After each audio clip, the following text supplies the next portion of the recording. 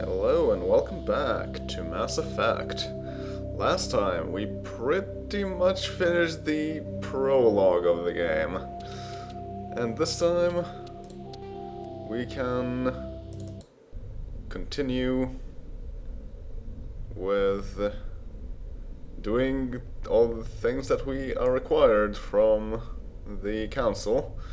Most notably, trying to find Saren. So now we are starting to get into the actual part of the game, and what that entails I will show you in a minute. But first, let's talk to Tali. Your ship's amazing, Shepard. I've never seen a drive core like this before. I can't believe you were able to fit it into a ship this small. I'm starting to understand why you humans have been so successful. I had no idea Alliance vessels were so advanced. Yeah, special ship. The Normandy's a prototype. Cutting-edge technology. A month ago, I was patching a makeshift fuel line into a converted tug ship in the flotilla. Now, I'm sitting on board one of the most advanced vessels in Citadel space. I have to thank you again for bringing me along. Traveling on a vessel like this is a dream come true for me. I had no idea you found ship technology so interesting. It comes with being a Quarian. The migrant fleet is the key to the survival of my people. Ships are our most valuable resource. But we don't have anything like this. We make do with cast-offs and second-hand equipment. We just try to keep them running for as long as we can. Some of the fleet's larger vessels date all the way back to our original flight from the Geth. I can't believe your fleet's still using ships that are 3 centuries old. They're constantly being repaired, modified, and refitted. They aren't pretty, but they work. Mostly. We've tried to make ourselves as independent as possible on the flotilla. Grow our own food, mine, and process our own fuel. But some things we just can't make on our own. A patch to maintain the hull integrity requires raw materials we just don't have. That's why our pilgrimages are so important. Yeah. I want to know more about the pilgrimage. When my people reach maturity, we leave our birth ships and seek acceptance with a new crew. It's necessary to maintain genetic diversity among the fleet. But no ship wants to accept someone who will be a burden on them. So, to prove our worth, we embark on a pilgrimage. We set out alone, leaving the flotilla and our families behind us. We only return once we have found something of value we can bring back to the fleet. This is presented as a gift to the captain of the respective ship we wish to join. If the gift is accepted, we are welcomed into the crew. Can a captain choose to reject the gift? That doesn't happen often. Most captains are eager to increase the size of their crew. It increases their own standing in our society. Even when a gift is not particularly valuable, the captain usually accepts it out of a sense of tradition. However, there is a stigma to presenting a substandard gift. It's not the best way to make a good impression on a new community. Most pilgrims don't return until they find something worthwhile. Fair enough. I can't believe they just send you off alone. It's not like they just cast us out. Before we leave, we are given lessons in how to survive outside the flotilla, and given gifts to help us on our journey. We also receive implants to fight off sickness and disease. Generations of living in an isolated and highly controlled environment have left our immune systems weaker than most. By the time we leave the fleet, we are well equipped for the pilgrimage. This is a rite of passage for all Quarians. If it were dangerous, our numbers would suffer. Virtually every pilgrimage ends with a triumphant return and the ritual presentation of the gift to one of the fleet's captains. Alright, well, we already got that. I want to talk about something else. Like what? Like the Quarians. Tell me about your people. Our lives aren't easy. Resources are scarce, and we are constantly on the move. Everything we do must in some way contribute to the continuation of the migrant fleet. There are 17 million Quarians in the flotilla, and each of us relies on the others for survival. The bonds among my people are strong. Unfortunately, we have had to surrender many of the freedoms and civil liberties other species take for granted. 17 million isn't a whole lot for an entire species, but I guess for a fleet of ships it is quite a lot. What kind of freedoms? Well, it's illegal for parents to have more than one child. If our population grows too much, it would strain our resources to their breaking point. Of course, we also can't allow our numbers to become too few. If our population is in decline, the rule against single births is temporarily repealed. In extreme cases of population decline, incentives are even offered to encourage multiple births. Though the Conclave hasn't had to take such measures in nearly a century. Shouldn't that would be 2 to get the same number of population at the same time? That's a bit strange. That's your government. The Conclave is our civilian branch of government. Each ship can elect a representative to serve on the Conclave and make decisions that affect the fleet as a whole. On matters that affect an individual ship, however, the captain has the final say. It's a tradition that dates back to the early days, when the fleet was governed by martial law. Fortunately, most captains nowadays are smart enough to have an elected council from their crew to give them advice and guidance. So the ultimate power rests with elected officials. In practice, the Conclave and the respective council for each ship tend to set the rules that govern our daily lives. But in theory, we are still under military jurisdiction. The 5 top-ranking military officials in the fleet serve on the Admiralty Board. These 5 have the power to overrule any decision by the Conclave in case of emergency. To do so requires unanimous agreement among the Admiralty, and they can only do this once. After that, the entire board must resign their posts. It's a safeguard that served us well. In nearly 3 centuries, the Admiralty Board has only overruled the Conclave 4 times. Yeah, that will be a point quite a bit later into the series. Alright, so what about the Geth? I want to know more about the Geth. I doubt I can tell you anything you don't already know. It's been almost 3 centuries since they drove my people into exile. All I know is the story of their origins. What they were when we created them, and how they turned on us. Interesting. The Geth were originally created to serve as an automated manual labor force. Initially, their intelligence was as limited as any VI. Over time, we made small modifications to their programming to allow them to perform more varied and complex tasks, bringing them closer and closer to true AI status. How come the Council didn't step in and stop you? This wasn't true AI research. We may have been skirting the bounds of the law, but we never did anything that was actually illegal. The changes were so insignificant, so gradual, that we were able to control them. Or so we thought. But one thing we underestimated was the power of the neural network. A million Geth thinking simultaneously created an inherently unstable matrix. Neural networks. So, the Geth share brain power? Many of the Geth's logic systems were designed to work in concert with other nearby Geth. Basically, the more of them you have in a group, the smarter they are. Yeah, that's also something that is at least supposedly reflected in the AI programming in this game. If you have a group of several Geth, then they make smarter AI decisions. But I'm not sure how well that works in practice, because I haven't really noticed much of a difference. But anyway. So there's some sort of group consciousness?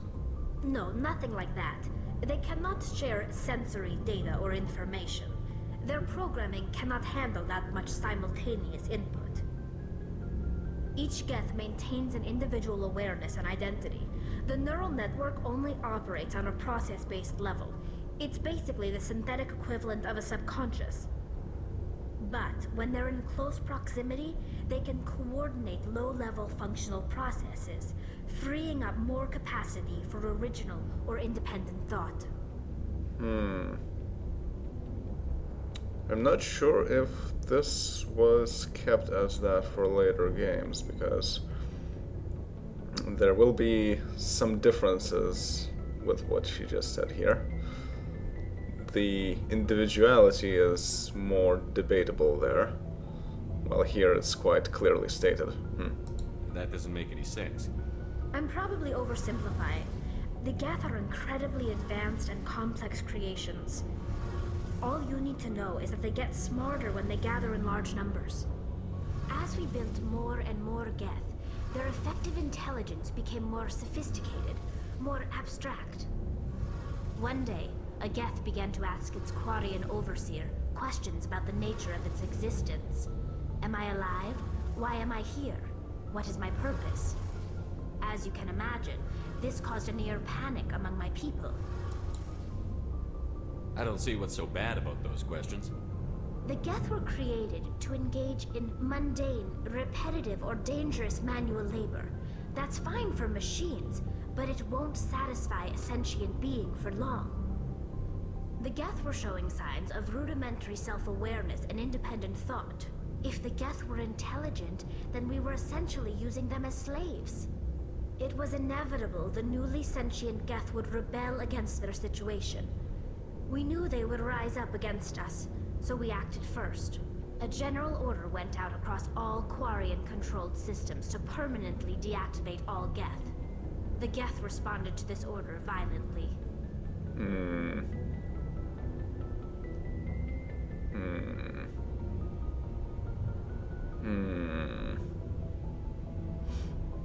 trying to think how John Dalton would respond in this case. And I'm not really seeing a clear answer. See, the interesting part is that this is very similar to the idea of the Drak in Unreal 2. They were also created by the Proto-Drak, and then eventually they rebelled against them, destroyed them all, and then became these machines only. So, yeah. But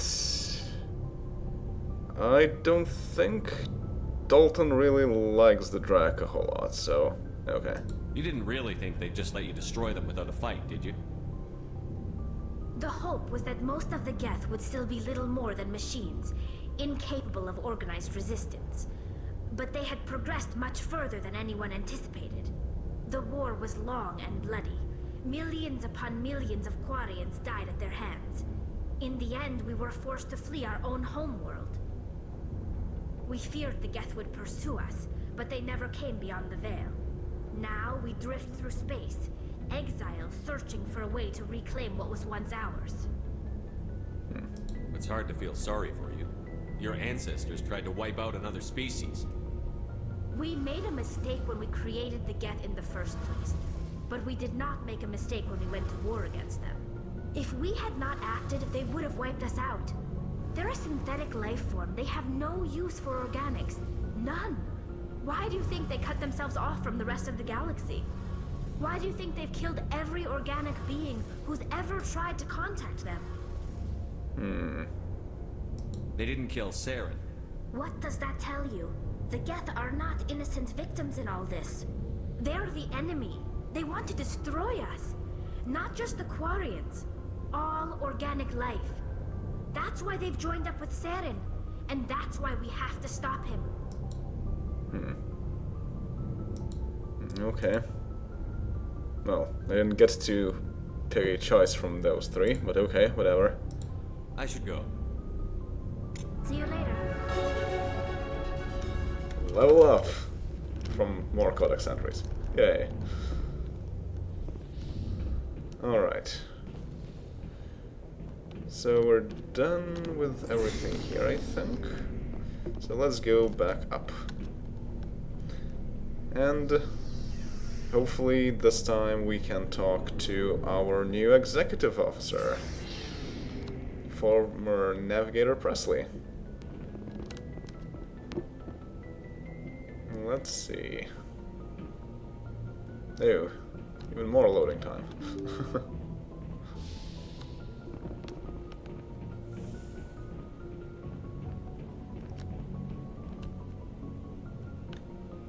If anyone has to take over for Captain Anderson, I'm glad it's you. I'm not sure about having non-humans on our ship, though. We're all on the same team here, Presley. With all due respect, sir, that's what they said about Nihilus. Look how that turned out. I mean, Nihilus didn't do anything wrong. He just wasn't careful enough. I'm in charge here, Presley. I decide if we have non-humans on this vessel. Yes, sir. Understood, sir. How did you end up assigned to the Normandy? I signed up with the Alliance as a navigator right out of school, following in my grandfather's footsteps, I guess. My first posting was on the Agincourt. We were at Elysium during the Skillian Blitz. A massive fleet of alien raiders hit the colony, trying to wipe it out. They had the numbers, but their ships were no match for an Alliance frigate. It was a slaughter. We couldn't even keep track of how many ships they lost. Skillian Blitz, eh? How'd you end up on the Normandy? I got my officer's commission after Elysium. Must have made an impression on the right people. Captain asked for me when he was picking his crew. Yeah. And the Skillian Blitz certainly is one of the more important history parts of the whole universe here. Speak freely, Presley. I want to know if you have a problem with non-humans. It's not that, Commander. Humanity has always handled its own problems. Saren attacked one of our colonies. We should be the ones to stop him. We don't need their help. Some people think asking for help is a sign of weakness. That's just being stupid and stubborn. No matter how strong you are, allies can make you stronger. I guess so. Maybe I'm just stuck in the old ways of thinking. But don't worry, Commander. This won't be a problem. Alright. Carry on, Presley. Yes, sir. Yeah, so we get both Paragon and Renegade points because we could select both of the options at once. That's great. Well, now I suppose we can talk to Joker. See what he has to say. Commander, something you need? Status report. How's the Normandy performing? Is she everything they said she'd be? She's the best ship in the fleet, if you've got a pilot who knows how to handle her. Balance isn't what you'd expect. Takes a while to get used to that oversized drive core we got stuffed in the back, and her power can sneak up on you if you're not careful. The Normandy's probably too much ship for your average Alliance pilot, Commander. Lucky for you, I'm anything but average. Oh, Joker. Not humble at all. I like to know my crew. Mind if I ask you a few questions? I can see where this is going. You did a background check on me, didn't you? Well, I'll tell you the same thing I told the captain. You want me as your pilot. I'm not good. I'm not even great. I am the best damn helmsman in the Alliance fleet. Top of my class in flight school, I earned that. All those commendations in my file, I earned every single one. Those weren't given to me as charity for my disease. I'm sorry, Joker. I didn't even know you were sick. You mean you didn't know? Oh, crap. Okay, I've got Vrolik syndrome, brittle bone disease. The bones in my legs never develop properly. They're basically hollow, too much force and they'll shatter. Even with crutches and my leg braces, it's hard to get around. One wrong step and crack! It's very dramatic, but I've learned to manage my condition, Commander. Put the Normandy in my hands and I'll make her dance for you. Just don't ask me to get up and dance unless, you like the sound of snapping shin bones. I need to know more about this Vrolik syndrome if I'm putting my ship in your hands. Yeah, of course you do. It's an extremely rare condition. Nobody knows exactly what causes it. Genetic, maybe. It's treatable, but there's no cure. They classify my case as moderate to severe. I was born with over a dozen fractures, hip, thighs, ankles. My bones were already breaking in the womb. 100 years ago, I wouldn't have survived past my first year. Lucky for me, modern medical science has turned me into a productive member of society. You're not gonna break a bone trying to fly the ship, are you? I don't fly with my feet, Commander, so I'm fine as long as I'm in this chair. I gotta be real careful when I get up to take a piss, though. I can do my job as well as anyone on the ship. Better, actually. So don't worry about it. Alright. I'm not trying to make you uncomfortable. Let's talk about something else. Whatever you want, Commander. Why does everyone call you Joker? It's a lot shorter than saying Alliance Flight Lieutenant Jeff Moreau. Plus, I love to make little children laugh. You're dodging the question. Look, I didn't pick the name. One of the instructors in flight school used to bug me about never smiling. She started calling me Joker, and it stuck. Why didn't you ever smile? Hey, I worked my ass off in flight school, Commander. The world's not gonna hand you anything if you go around grinning like an idiot. By the end of the year, I was the best pilot in the academy. Even better than the instructors, and everybody knew it. They'd all got their asses kicked by the sickly kid with the creaky little legs. One guess who was smiling at graduation? Alright. How'd you end up joining the Alliance? Look, if you're looking for an inspirational tale of the crippled kid overcoming impossible odds, you're gonna be disappointed. My mother was a civilian contractor working for the Alliance. I basically grew up on the Arcturus station back when they were building up the fleets. Spend all that time around Alliance ships, there's a good chance you'll end up going to the Academy. Fair enough. I have to go. Alright, see ya. Well, that took some time. But let's get to the actual part of the game where we will spend probably most of our time in. We get a Codex Sentry for just getting up to it. The galaxy map. Now that we are the captain of the ship, we get to use it. So we are currently docked at the Citadel. Supposedly constructed by the long-extinct Protheans, this colossal deep space station serves as the capital of the Citadel Council. Gravity is simulated through rotation, and is a comfortable 1.02 standard Gs on the wards, and a light 0.3 standard Gs on the Presidium ring. Total length, when it's open, 44.7 kilometers. Diameter when it's opened, 12.8 kilometers. Population, 13.2 million, not including keepers. Gross weight, 7.11 billion metric tons. So it pretty much holds the same number of people as the Quarian fleet. Good to know.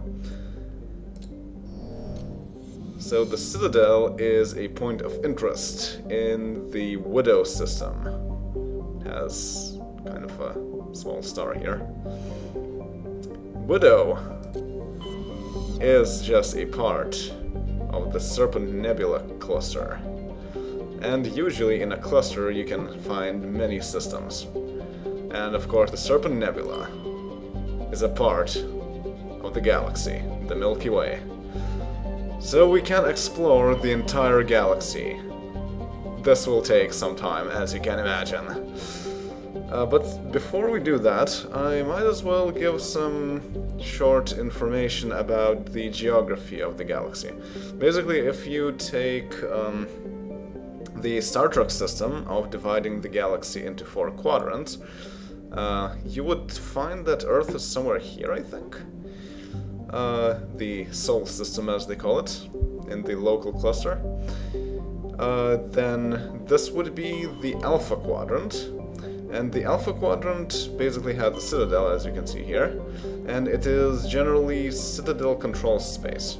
So it's very nice and peaceful, and you have the Volus, the Elcor, Solarians, and I think Turans also live here. The Krogans too. The Asari mostly lives a bit off the quadrant, but also in Citadel control space, but the outer space as they call it. Then this part, the Beta Quadrant, it basically has humans and the area that humans are expanding to, which is the Attican Traverse. So it's a contested area between humans and Batarians for the most part. So it's a bit more dangerous, but it's manageable. Then the Delta Quadrant here. It also has the extension of the Attican Traverse, and it transitions into the Terminus systems. So basically this part, at the very other end of the galaxy, is the Traverse. The Terminus systems, I mean. So this is the part where you actually have a lot of pirates, slavers, and gangs and whatnot. So it's really not a very nice place to be in. And then this is just a border between more of the Terminus systems and the Asari space. So, yeah. Galaxy geography. Amazing. So what do we want to do now? Basically, I want to go to Artemis Tau as soon as I can. So, we are at the site. We have that one quest that we got, so let's do that. And the Artemis Tau cluster has 4 different systems. It starts on Sparta, so I think the idea is that the mass relay is in the Sparta system. You don't get to see the mass relays themselves in this game, you will get to see them in later games. Then we have Macedon, Athens, and Knossos. Well, I suppose we should start at Athens. Sounds like a good idea. Travel to another system? Yes.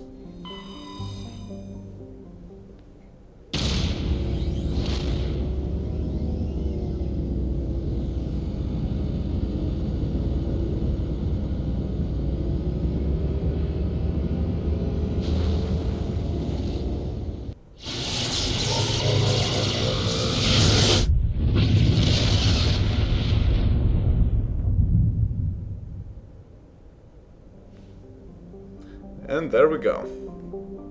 So we are in Athens. So it's a star system, as you can see, and we have lots of different planets to look at. So let's do that. First, Salamis. The geological properties of Salamis have been scanned from orbit, but little else is known about it. Due to its thick carbon dioxide atmosphere and proximity to the energetic star Athens, the equatorial daytime temperatures have been known to turn the surface molten. The crust is composed of iron, with deposits of platinum group metals. And the orbital period is 0.4 Earth years, so quite short. Radius of 6,894 kilometers. I'm not entirely sure what the radius of Earth is, but yeah. Day length is longer, so it doesn't rotate as quickly as Earth. And we have pressure, temperature, 520 Celsius, quite molten indeed. And okay gravity. So every planet in the galaxy has stats like that, and has something written about it. So you can see how huge this game is. Here we have Proteus. Like the Hatter homeworld, Proteus has more than 90% oceanic cover. The incredible heat thrown off from Athens raises global humidity to 100%, creates constant cloud cover, and powers colossal typhoons that rage across the surface year-round. Hot, humid, and storm-racked, Proteus' rare combination of oxygen-nitrogen atmosphere and carbon-based biosphere nevertheless recommended for colonization. A pilot program in studying the possibility of colonies below the ocean surface, safe from the worst effects of the weather. Colony founded 2179, 12,470 population. The capital is Ithaca. So this is probably a Hanar colony, and orbital period is pretty low. So yeah, Athens apparently is quite a hot star compared to the regular sun-type stars. And wow, 24 Celsius, that's pretty odd that it's not freezing. And we have survey. Gas deposit surveyed. Proteus has a large amount of free oxygen. Now what that means,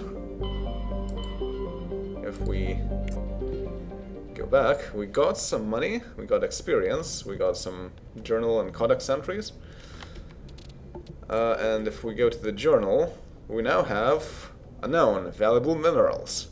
To maintain its fleets and continue to expand, the Alliance must find new resources wherever it can. You recently surveyed an important deposit in Cleveland for Alliance. There must be more like them in Traverse. So yes, we have gases, rare earths, light metals, and heavy metals. So it's another one of those collect them all quests. But we do get sort of intermediary payoffs for that too.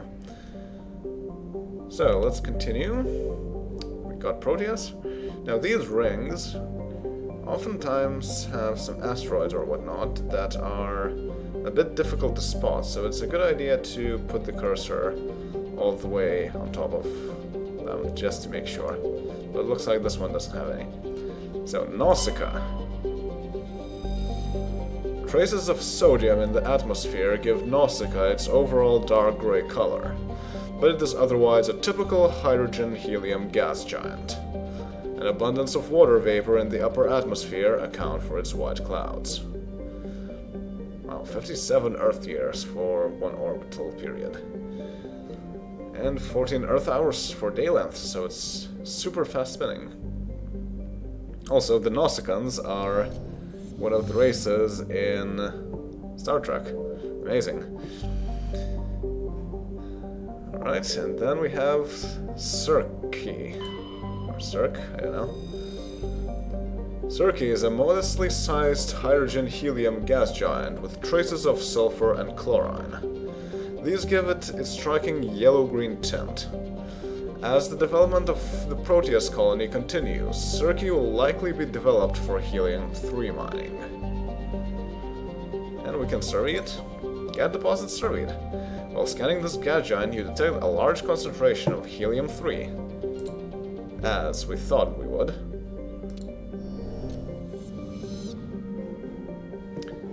And lastly, we have Pharos. Distant Pharos has seen only a cursory examination by an unmanned probe. It has a trace atmosphere of nitrogen and argon. Its surface is mainly composed of tin with deposits of carbon. Deeper craters have been partially filled by ice, suggesting there may be a significant amount of water locked up beneath its frozen surface. A large ice-bright crater in the southern hemisphere makes the planet visible from the inner system, leading to the planet's name. Interesting. 275 Earth years for one orbital period. 47 Earth hours for day length. Low pressure, very low temperature. Okay gravity though. Turian insignia recovered. Scans of the planet Pharos revealed an abandoned base on its moon. The recon team found nothing of interest, but much of the debris was marked with the Magna Colony insignia.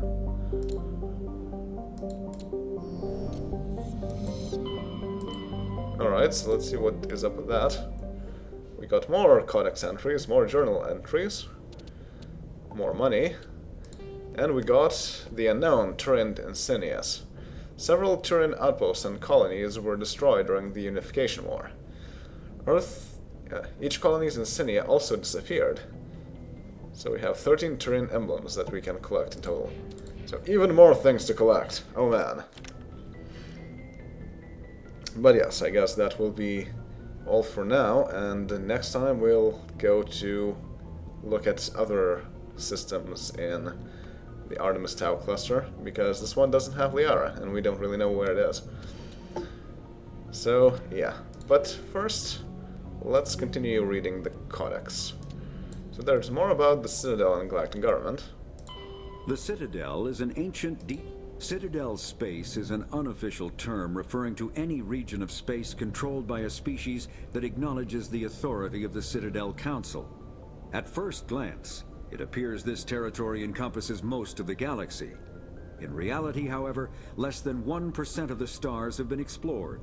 Even Mass Effect FTL drive is slow relative to the volume of the galaxy. Empty space and systems without suitable drive discharge sites are barriers to exploration. Only the mass relays allow ships to jump hundreds of light years in an instant. the key to expanding across an otherwise impassable galaxy. Whenever a new relay is activated, the destination system is rapidly developed. From that hub, FTL drive is used to expand to nearby star clusters. The result is a number of densely developed clusters, thinly spread across the vast expanse of space, connected by the mass relay network.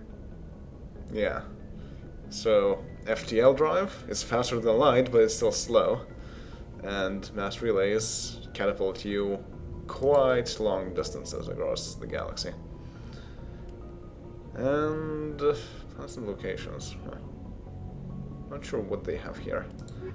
But we do have still more things to read about the council races and whatnot, so let's do that. Turians, the Unification War. At about the time the Solarians and Asari were forming the council, the Turians were embroiled in a bitter civil war. The Unification War, as it was later named, began with hostilities between the colonies furthest from the Turian homeworld, Palaven. These colonies were run by local chieftains, many of whom had distanced themselves from the hierarchy. Without the galvanizing influence of the government, the colonies became increasingly isolated and xenophobic. Colonists began wearing emblems or facial markings to differentiate themselves from members of other colonies, and open hostilities became common. When war finally broke out, the hierarchy maintained strict diplomacy and refused to get involved. After several years of fighting, less than a dozen factions remained, and the hierarchy finally intervened. By the time, the chieftains were too weak to resist. They were forced to put an end to fighting and renew their allegiance to the hierarchy. Though peace was restored, it took several decades for animosity between colonists to fade completely. To this day, most Turians still wear the facial markings of their home colonies. As a point of interest, the Turian term barefaced refers to one who is beguiling or not to be trusted. Beguiling? I know. It is also a slang term for politicians. Alright, well that explains the facial markings that we saw on most of them. So, especially on Nihilus, on the Executor, and even the Turian Counselor. But yes, that will be all for now, and I will see you next time once we continue to explore the galaxy. Later.